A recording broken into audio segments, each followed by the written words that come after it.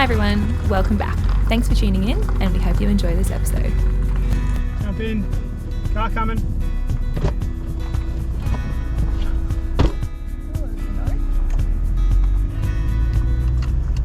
So we've got a question for everyone. What do you do when you go to a hip camp or somewhere like that and you actually can't fit in? There's no description of like what size van that needs to be in there or anything. So we just turned up, we were told in a message where to go. Sounded like a really cool little camp. They had castleries there, and we turned up in the driveway, and as soon as I turned in, I was like, I'm not going to fit. no. And luckily I stopped where I did because the van was hitting a palm tree, and we still had like 20 metres to go. And then there was what? There was another little caravan parked right in. Like, there's no way we would have fit past the caravan. So anyway. What do you normally do? Do you get your money back for that? Yeah. Do you complain to HipCamp or? Yeah, we don't know. We're new to this. Yeah. I don't want to be that person who complains, but at the same time, Yeah. I don't want to be ripped off.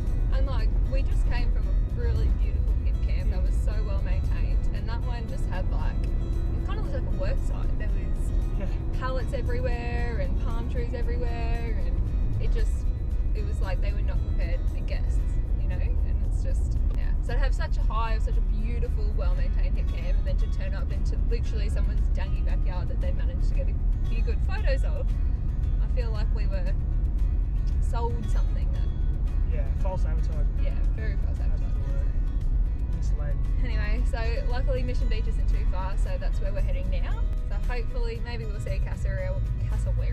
It's a hard word to say very fast. Cassowary. Hopefully we'll see a cassowary at Mission Beach.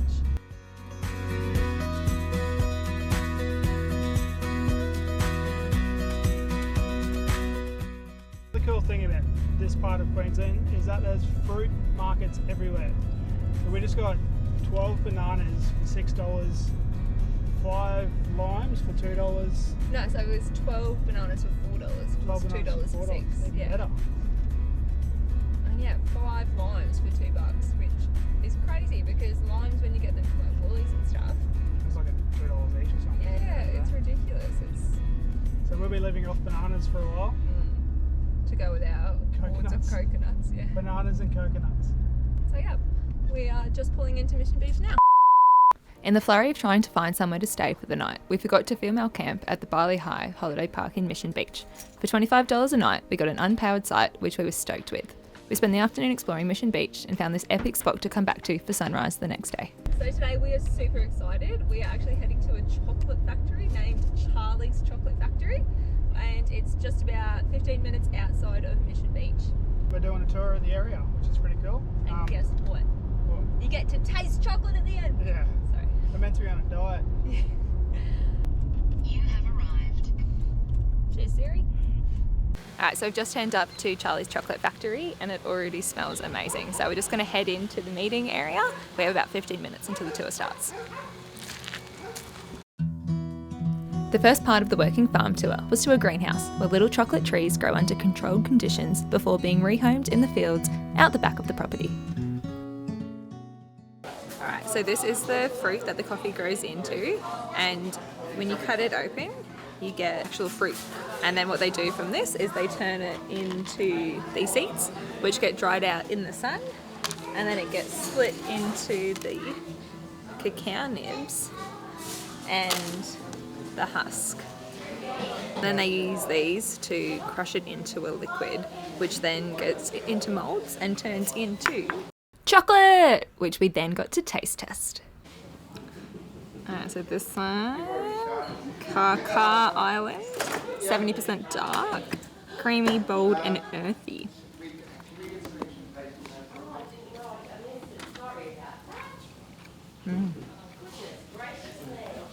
So this is really a very creamy sort of a chocolate. Definitely is creamy, creamy and dark. Much more creamy than the supermarket dark chocolate that you get. Yeah, this is at 70% cocoa. That's going very well with that chocolate. Can I eat it? I like it. It's good macadamia. Yum. Okay, so I'm here with Chris from Charlie's Chocolate Factory in Mission Beach, and he's just going to give you guys a little bit of a quick spiel about his factory that he's got here. What we do here is we grow cocoa, we process it, and we turn it into the finished chocolate. And that's a pretty unusual thing. It's a unique thing here in Australia, unique in the world to a large extent. And we get lots of people, everybody's eaten chocolate, and most people haven't actually seen it grown. So that's what makes this a little bit special. What we've got here is we've actually, picked a nice day for it, because what we've got happening here is some cocoa that was harvested about a week ago. It was spin fermented and it's now just drying. It's sun powered and it works really, really well. And give it another couple of weeks or so, all these beans here will actually finish up just like those chocolate bars that you've just tasted a little while ago. So And they were absolutely delicious. yeah, they're pretty good stuff. Yeah, we might do all sorts of interesting things here with macadamia praline, and we do Davidson's plum, which is a bit of a favourite. So there's all sorts of interesting stuff happening. So there you go. Fantastic. The other side, on this side, are the tempering machines which turn that cocoa liquor into finished chocolate. Okay, thank you so much for your time, and thanks for That's all right. we had a Beautiful. great time. Thanks for coming along. Thanks, guys. Thank you. Before leaving Mission Beach, we returned once more to this beautiful spot to watch another epic sunrise.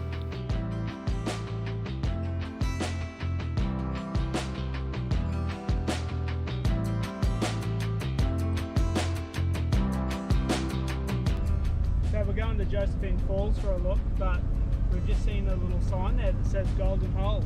And we are curious about this golden hole. What a name.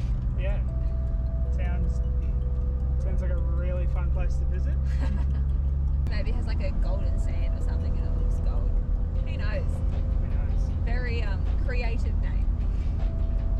Until next time.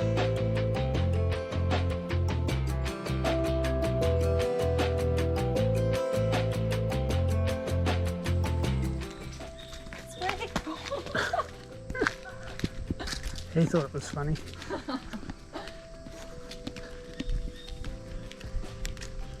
When you said we were going to go on a trip, you didn't tell me that sort of a trip. Sorry, I'll send you a postcard. Just stopped into Josephine Falls for a quick little look.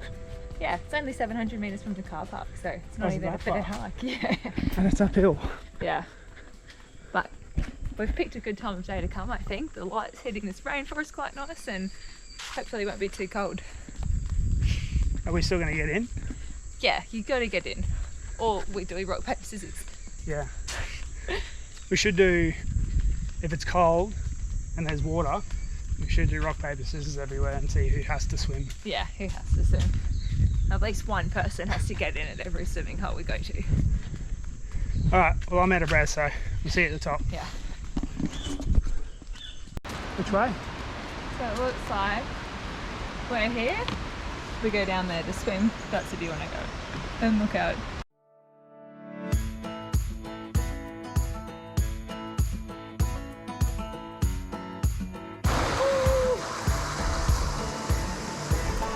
Cold?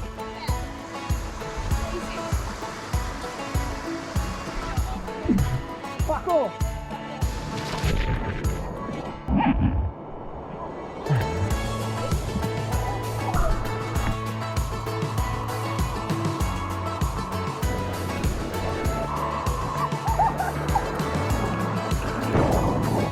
This is just our highlight tour of Josephine Falls.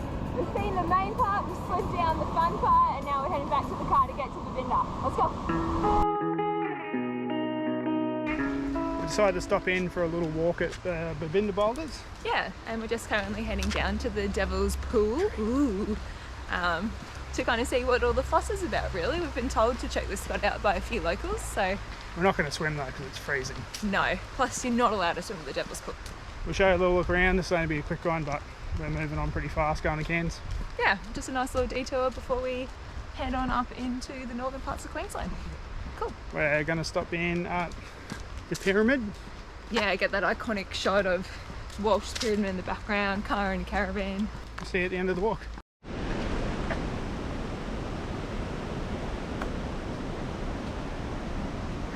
Do you want to tell me what you're doing? We're about to fly the drone over the boulders.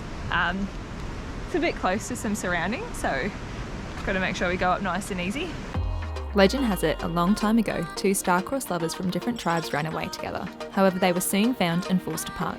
The legend goes on to describe that huge boulders were thrown up and that the woman disappeared into them. To this very day, her spirit remains. Some say that she still cries out calling her lover to return, and that wandering travellers should take care in case she calls them close to her beautiful waters as she's forever searching for her own lost lover. Now, we aren't that superstitious, but the fact that up to 17 lives have been lost at the Babinda Boulders, most of them young men, is enough to keep us out of the water.